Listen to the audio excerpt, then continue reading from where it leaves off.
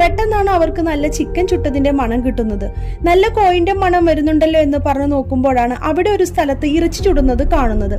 നല്ല ഹാപ്പിയായി അതിന്റെ അടുത്തേക്ക് ചെല്ലുമ്പോൾ കൂടെയുള്ള ആ പെണ്ണ് പറയും, ആരുടേതാണെന്ന് അറിയാതെ ഇത് നമ്മൾ എടുക്കണ്ട, ഇത് ചിലപ്പോൾ വല്ല ട്രാപ്പാവും എന്നൊക്കെ പറയുമ്പോൾ അതൊന്നുമല്ല, ഇത് നമുക്ക് കഴിക്കാൻ വേണ്ടി തന്നെയാണ് ഉണ്ടാക്കിയിട്ടുണ്ടാവുക, നമ്മൾ ഇത് കൊണ്ടുപോവാമെന്ന് പറഞ്ഞ് അവരത് എടുത്തിട്ട് പോകും. പിന്നെ കാണിക്കുന്നത് നമ്മുടെ മൈക്കിളിനെ തലകീഴായി കെട്ടിയിട്ടിരിക്കുന്നതാണ്. അവിടെ തൊട്ടടുത്ത് നിറയെ ആയുധങ്ങളൊക്കെ വെച്ചിട്ടുണ്ട്. പിന്നെ അവന്റെ അടുത്ത് കെട്ടി തൂക്കിയിരിക്കുന്ന നമ്മുടെ ക്യാമറമാന്റെ ഹെൽപ്പറിനെയാണ്. പെട്ടെന്നാണ് ഒരു നരഭോജി വന്ന് ഇവനെ ആക്രമിക്കാൻ തുടങ്ങുന്നത്. ആ നരഭോജി ഇവന്റെ ശരീരത്തിൽ മുറിവുണ്ടാക്കി അത് കുടിക്കുകയും ചെയ്യും. ആ സമയത്ത് തന്നെ അയാൾ ആ കത്തി മൂർച്ചയാക്കുകയും ചെയ്യുന്നുണ്ട്.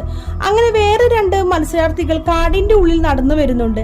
ഇനി നമ്മൾ എങ്ങനെ വണ്ടിയിലേക്ക് തിരിച്ചു പോകും, വഴിയും ശരിക്കും അറിയുന്നില്ലല്ലോ എന്നൊക്കെ പറഞ്ഞ് നടന്നു വരുമ്പോഴാണ് ഒരു വീട് കാണുന്നത്.